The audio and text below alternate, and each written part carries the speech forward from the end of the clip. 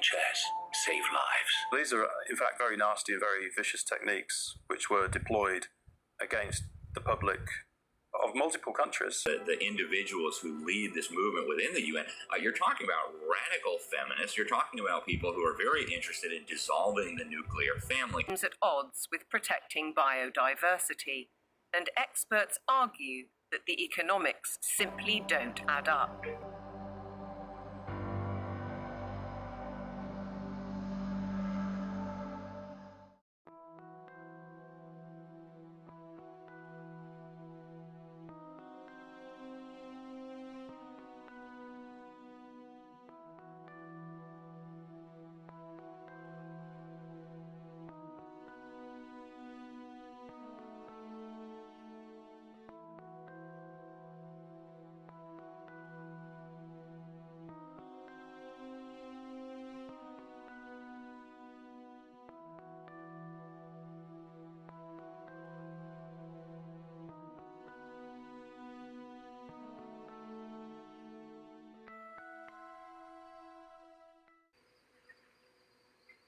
The proliferation of turbines and solar panels certainly seems at odds with protecting biodiversity, and experts argue that the economics simply don't add up.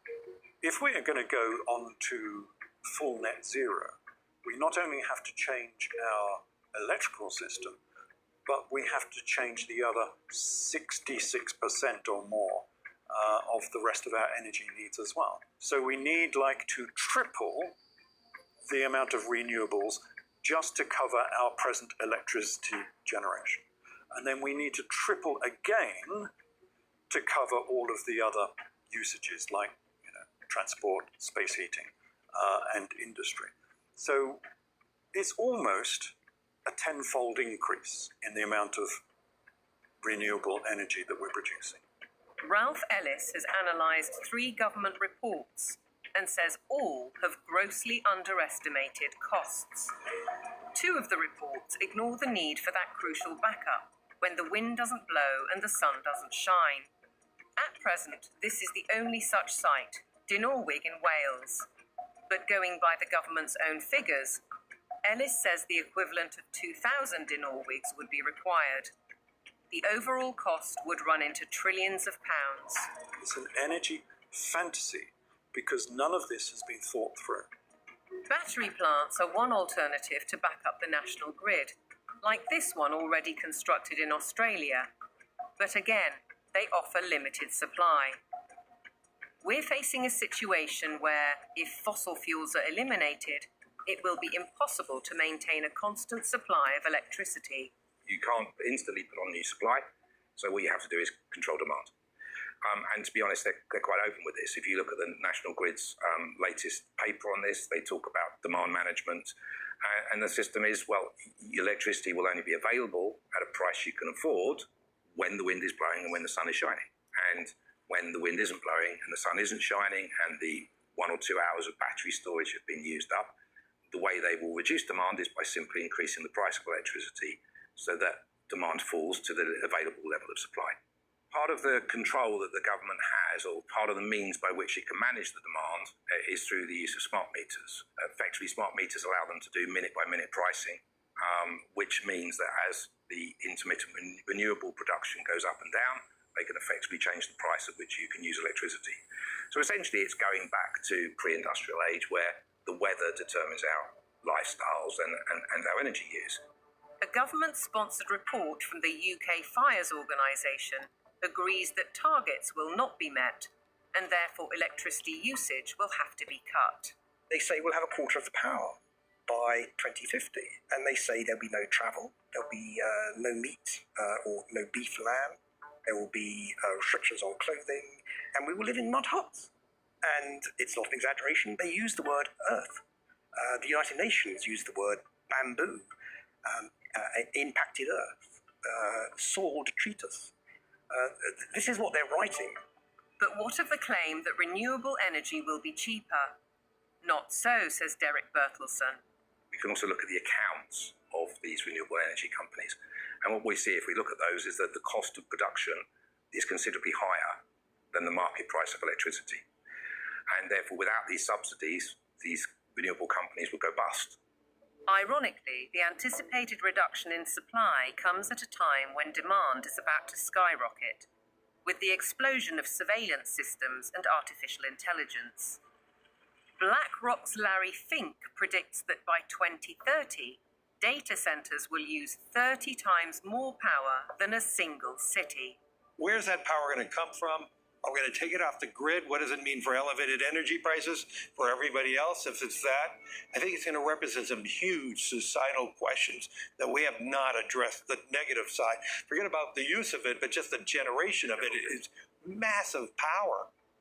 If the race to net zero will affect our energy, it could also have a devastating effect on our food, as global policies and the march of corporations accelerate.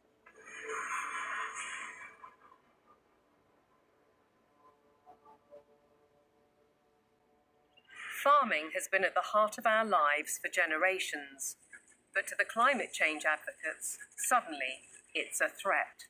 A lot of people have no clue that agriculture contributes about 33% of all the emissions of the world. You just can't continue to both warm the planet while also expecting to feed it. Doesn't work.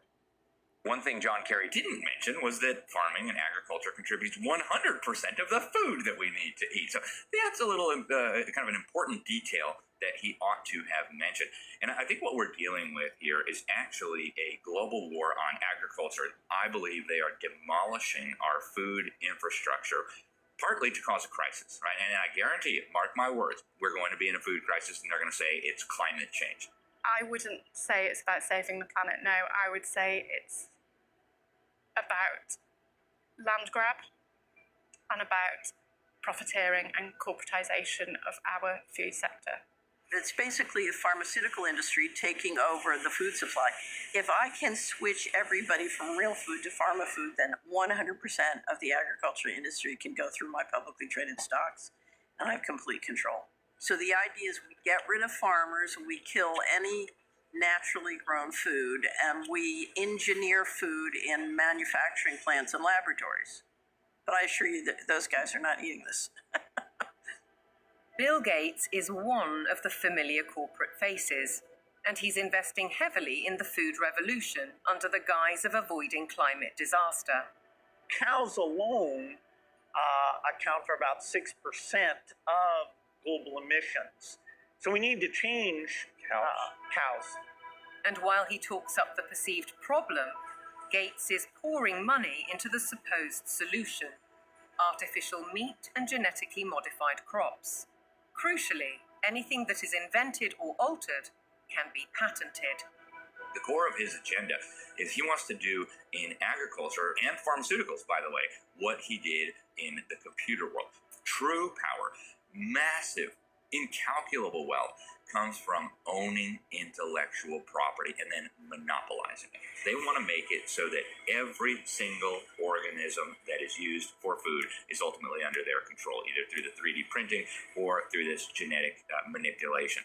So we're moving now very rapidly toward this totally centralized food system where a tiny handful of corporate interests in bed with totalitarian government will dominate the food supply so that there is only a giant public-private partnership with total control of all food, all energy, and I believe water will be next. While the global machinations continue, thousands of farmers fear for their livelihoods. And the new UK government's first budget has multiplied those fears. By reducing relief on inheritance tax, they're penalising those who would want to pass their farms to sons or daughters. The National Farmers Union described it as a disastrous budget for family farms that would snatch away the next generation's ability to carry on producing British food and see farmers forced to sell land to pay the tax. For Kelly Seaton, concern goes well beyond her family farm in Cheshire. It makes me feel incredibly sad that the dairy and meat industry is so vilified. You will never find anything as nutritionally complete as milk and meat. The food that is going to replace milk, meat, and all of the other products that we produce in this country is going to be very nutritionally lacking. they will starve us from nutrients, and then the pharmaceutical companies will probably pick up the slack on that, all of which create a profiteering circle. No Farmers, No Food was set up to campaign against untenable net zero and climate change policies. Farmers, says Kelly, are being dealt a deeply unfair hand. When cows are blamed for climate change, it does make you question everything. And I think this is where a lot of farmers are waking up to the fact that there's a lot of lies being told to us. The problem with the current carbon system is that a lot of big corporations are offsetting their carbon. So most dairy producers now especially, but other farmers as well, are having to record their carbon footprint on systems that aren't fit for purpose. They are woo-woo figures pulled from the sky, quite frankly, and then the big corporations are using that data to offset their carbon so that they can look better, again, at the same time as beating us with a stick and saying that we're the ones killing the planet with these girls. The methane emitted by cows' digestive system is part of the argument against them, but Kelly says that's just hot air. The grass that they eat would produce the same amount of methane whether they ate it or not. Okay, they do speed that up, but the other thing they give us is this, muck, which we put on the fields to fertilise the fields and reduces our reliance on buying in fertiliser. 200 miles to the south, Ed Rhodes farms 188 acres of Devon countryside. He's not part of the No Farmers, No Food movement, but agrees that the whole narrative on cows and climate change is wrong. As farmers, we recycle carbon all the time. That's what we do. You could almost define farmers as carbon recyclers. We're an organic beef, sheep and vegetable farm. We run a fairly traditional system of rotational farming. We'll have a field which would be growing a brassica crop for 1 year, a non-brassica crop for another year, such as broad beans or sweet corn, and then we have a break for that field, so it goes into a predominantly grass and clover mix. That allows the soil to recover from the work that we've done with it while we've had the vegetables growing. It also allows things like the clover to put nitrogen back into the soil. So the livestock are absolutely essential for grazing that grassland. We also mow it, so that the hay, the silage that we take from those fields are fed to the cattle in the winter. The bale I'm sitting on, the bedding that they're standing on, is all mown from very rushy areas on our farm. The animals then dung onto that.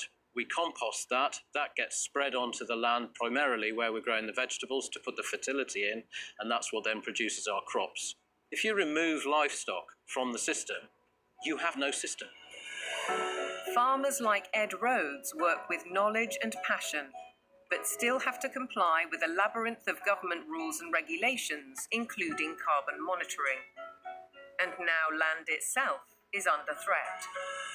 Corporations such as British Airways are buying farms to plant trees for carbon offsets, while other areas are being declared sites of special scientific interest, restricting or even preventing use for crops and livestock.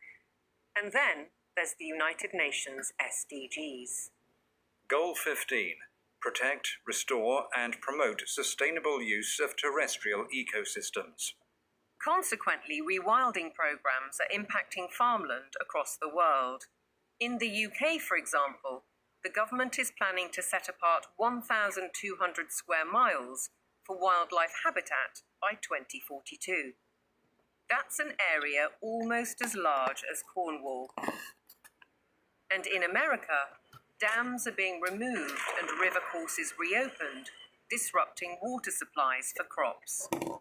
Goal 13 states, Take urgent action to combat climate change and its impacts. As a result, the Dutch government plans to close 3,000 farms to meet EU emissions targets, drawing widespread protests. And in Denmark, farmers face paying £80 for every cow they own in a world-first tax on meat. Goal 7. Ensure access to affordable, reliable, sustainable and modern energy for all. One result, cultivated land is disappearing under vast solar parks.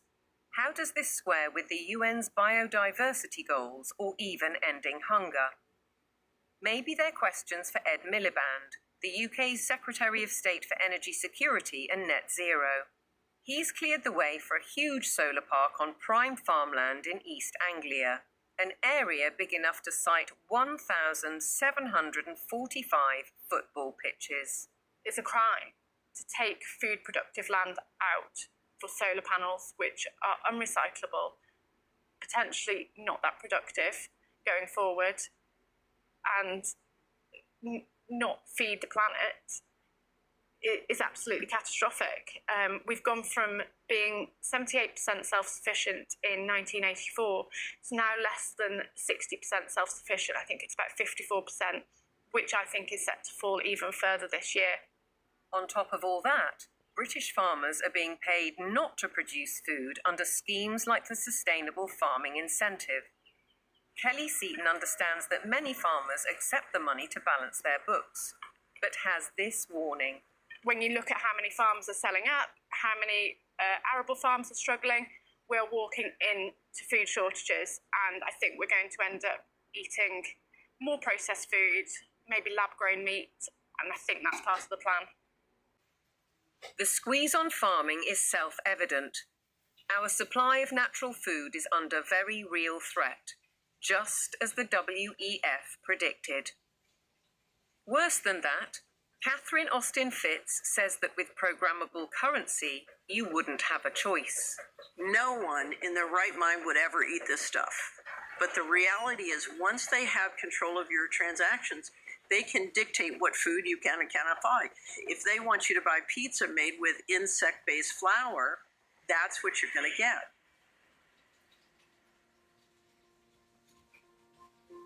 There's an energy crisis. Even though there is an abundance of energy, there's a food crisis, even though there's plenty of food to feed the world. There's a water crisis, even though 70% of the Earth's surface is covered with it. There's an air crisis where CO2 is declared the enemy of mankind, even though it's necessary for life to exist on Earth. There's a resource crisis, even though there are abundant resources to support everyone. What's with us here, you know? Who created all these crises? They did it. Just as clear as the nose on my face.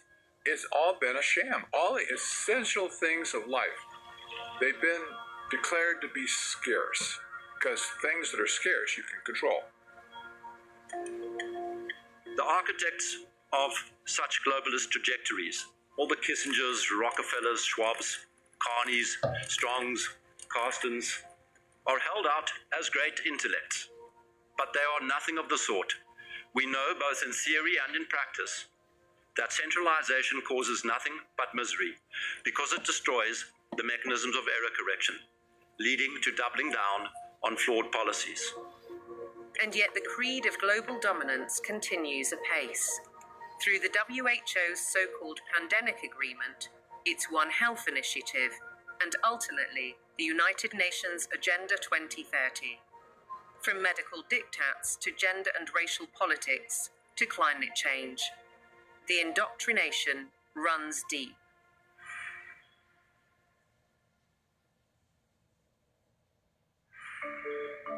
Local councils have been sucked in by the tentacles of global power, encouraging them to spend vast amounts of time and taxpayers' money on climate schemes, without challenging the rationale.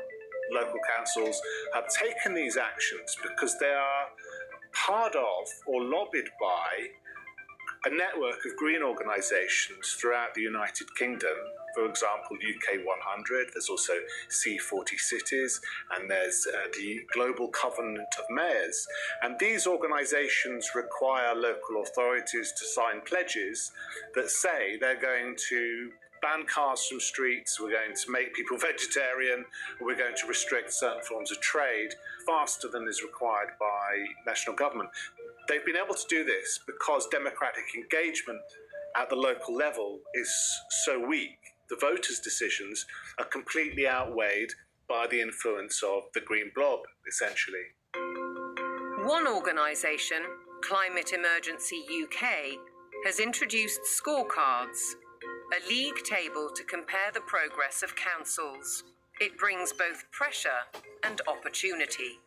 Environmentalism creates the idea that a local councillor is a planet saver.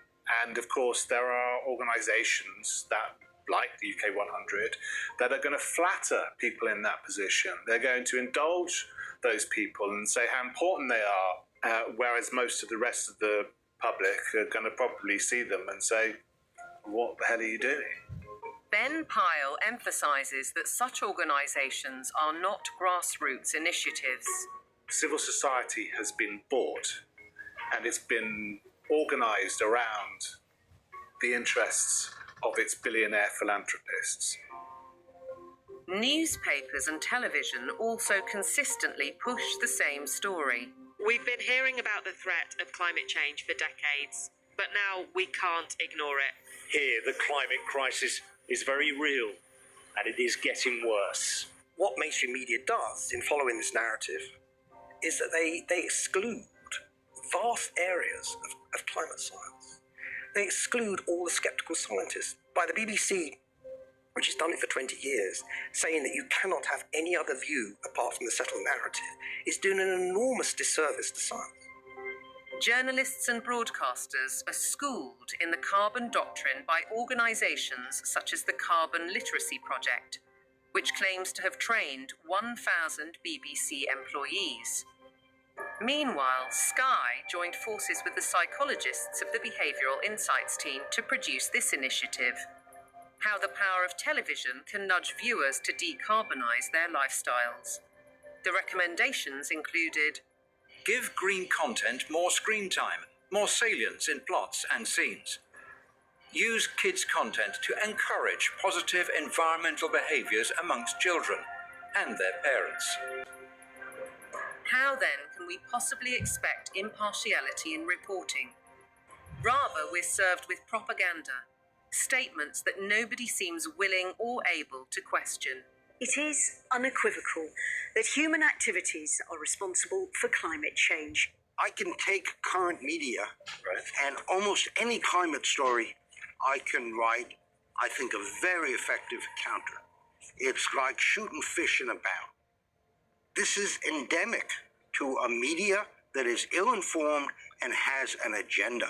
The agenda is to promote alarm and induce governments to decarbonize. There's an organization called Covering Climate Now, which is a nonprofit membership organization. Their mission is to promote the narrative. They will not allow anything to be broadcast or written that is counter to the narrative. Among the 500 plus media partners on the Covering Climate Now website are Reuters, Bloomberg, ABC, CBS, MSNBC, NBC, Channel 4 News, The Guardian, The Daily Mirror and The Lancet, as well as several British universities. Funders of Covering Climate Now have included the Rockefeller Family Fund, the Rockefeller Family and Associates, and the One Earth Fund.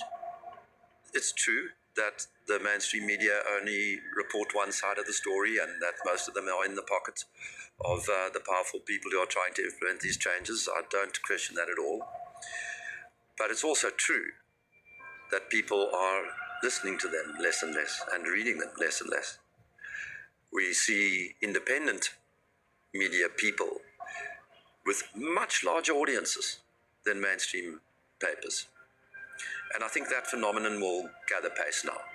That rise in independent voices has seen institutions like the UN, the WEF, big tech companies, and broadcasters like the BBC wage war on what they call mis, dis, and malinformation. They don't appreciate views they can't control. The fight for truth is on. A partisan media, obsessed local councils, and then there are the universities, which should be the first and last bastions of objective research and open debate. But here too is a story of outside pressure. With the drop in government funding, the shortfall has been made up. from other sources, and those tend to be NGOs, private organisations. For example, the Gates Foundation and the Wellcome Trust. Invariably, money from private organisations will come with vested interests. These vested interests, according to Professor Moss, drive university teaching towards business goals and ideologies at the expense of critical thinking and levels of academic achievement. One new initiative is the European Network on Climate and Health Education, led by Glasgow University.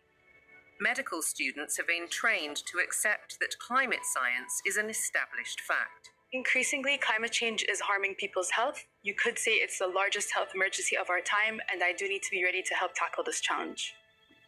Can the outcomes really be free of prejudice when the backers include the WHO and major pharmaceutical companies? This new collaboration will help train the next generation of medics with the skills they need to treat the health impacts of climate change and deliver more sustainable healthcare.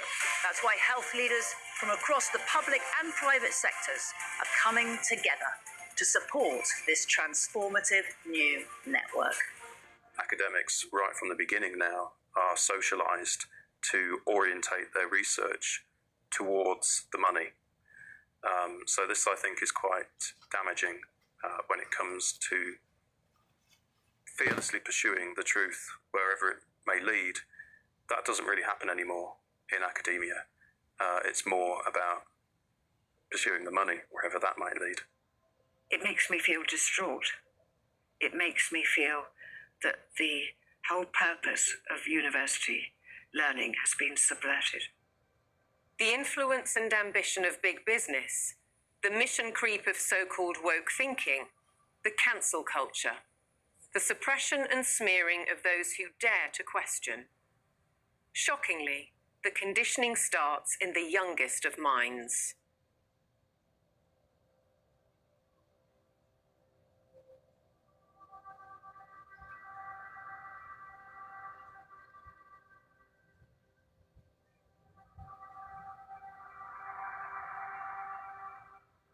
All aboard for global goals!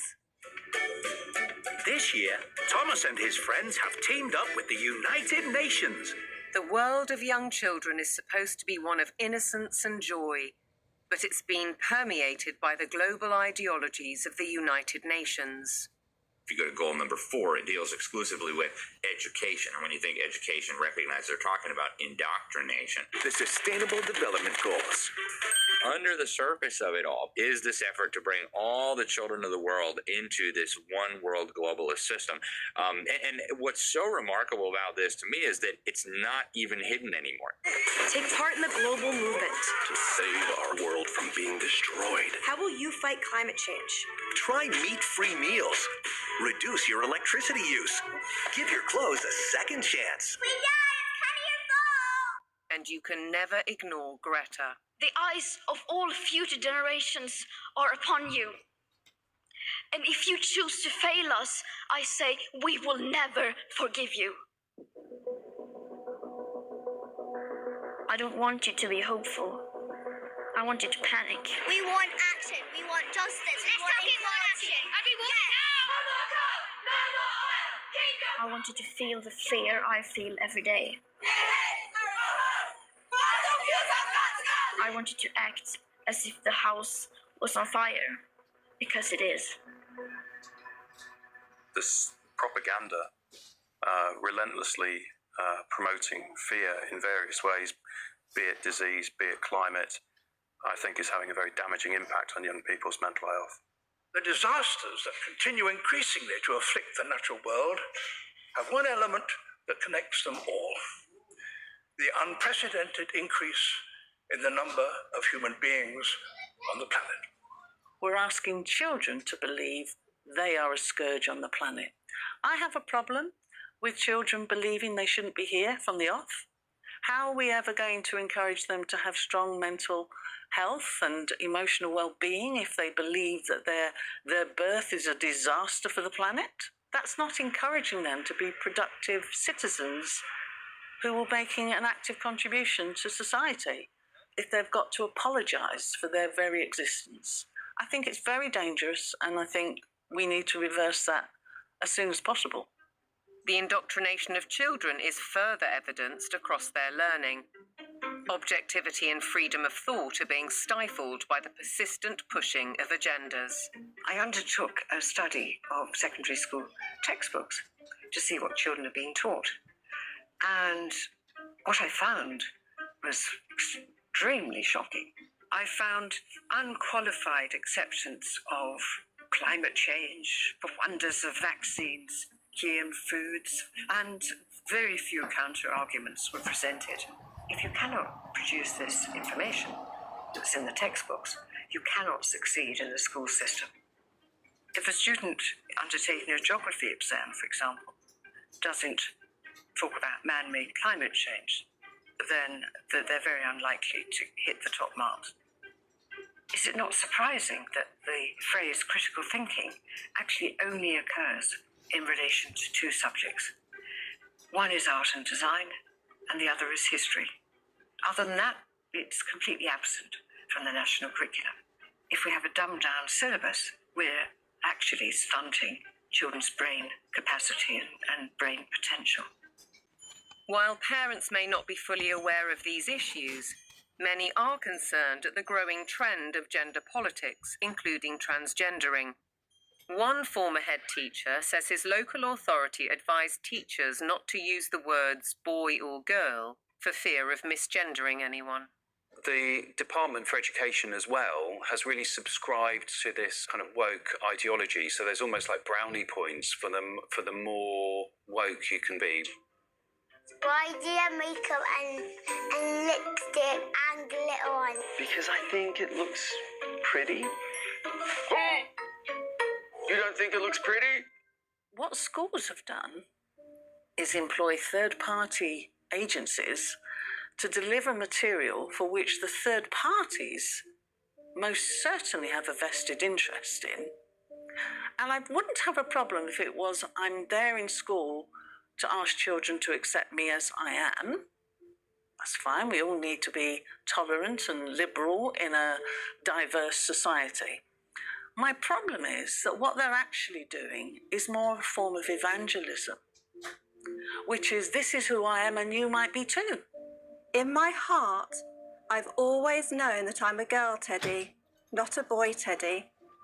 I wish my name was Tilly, not Thomas. Language carries so many meanings and messages, and if schools are encouraging social transitioning, that's not a neutral act. That's a significantly impactful act. Dr. Fraser is also highly critical of the World Health Organization's recommendations, suggesting that 4-year-olds should learn about sexual stimulation. It's harmful. They don't need to know it, and in fact, for those children who are perhaps victims of adult abusers, how will they ever know the difference between what is happening within the home if they're encouraged to also explore that part of themselves within a school curriculum? What do we do with an organisation like the United Nations or the World Health Organization if we take our orders from them about what is suitable education for our child? How do we say, no, we're not doing that, we want a change? Teachers are sent on courses to embrace the diversity dogmas, and many buy into them. But Fairclough says that those who don't keep quiet for fear of reprisals.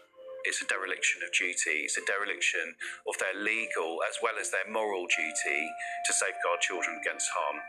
I can certainly say I feel very let down by the teaching profession because I am not hearing people speaking out on behalf of the children. A one-world dictatorial education, a dumbing down in the classroom, fluidity of gender, the impact of technology. Are our children being groomed for a life in the digital prison? Today, nobody has any idea what to teach young people that will still be relevant in 20 years. As computers become better and better in more and more fields, there is a distinct possibility that computers will outperform us in most tasks and will make humans redundant. And then the big political and economic question of the 21st century will be, what do we need humans for? Or at least, what do we need so many humans for? Do you have an answer in the book? At present, the best guess we have is keep them happy with drugs and computer games. But this doesn't sound like a very appealing future. A chilling forecast, and one which echoes Brave New World, in which the oligarchs did indeed provide drugs and entertainment so that people learned to love their enslavement. Yet there are even darker clouds on the horizon, the spectre of transhumanism. In a sense, it is that final piece of the puzzle. If you want to gain total control over everyone and everything, then you actually ultimately need to be able to implant technologies inside human bodies. And that's exactly what's taking place. Artificial intelligence, the metaverse, near space technologies, and I could go on and on. Synthetic biology. Our life in 10 years from now will be completely different, very much affected, and who masters those technologies in some way will be the master of the world.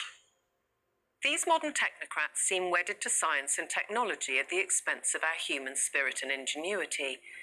They aspire to a data-driven world which is robotic and predictable in every sense, with no room for creativity or individual choice. But if the goal is, and always was, population reduction, maybe they're right on track. We feel too afraid to have kids because we feel that we're heading towards civilization breakdown. People under the age of 35 are more likely to report climate change as a reason not to have children. I've decided not to have kids to do my part for climate change. If I don't think the future is worth anything, then I'm not going to have children. If I think it is worth something, I will have children. I think these ideas have spread like bad viruses, and there's been a lot of investment in promoting some extraordinarily weak ideas.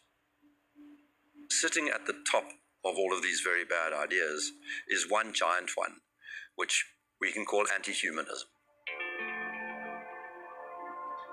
Transhumanism, the trans phenomenon, net zero, lockdowns, population reduction, all of these ideas are basically the ugly stepchildren of anti-humanism.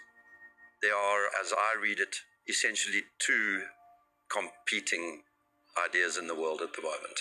One is that humans are the best feature of the observable universe, the only creatures capable of creative thought and generativity and of creating explanations for how reality works, that humans ought to be revered and ought to be cherished, that we should plan for their flourishing, that we should be planning for the flourishing of as many people as possible, that human agency ought to be respected, that civil liberties ought to be respected, and that the imposition of top-down, one-size-fits-all policies on humanity is completely incompatible with that kind of worldview.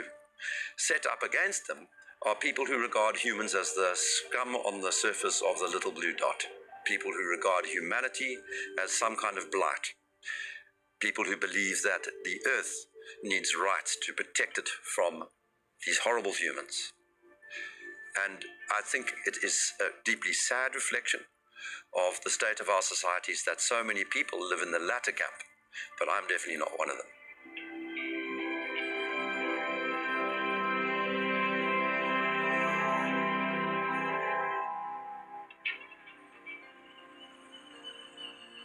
We can all stand up to tyranny.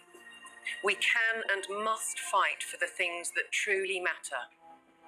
The people we love, the fairness we'd like to see, and the personal freedoms we'd like to experience.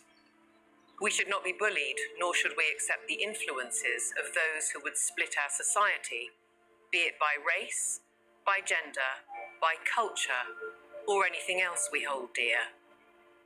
And perhaps we should start by limiting our reliance on technology and remembering how creative we can be.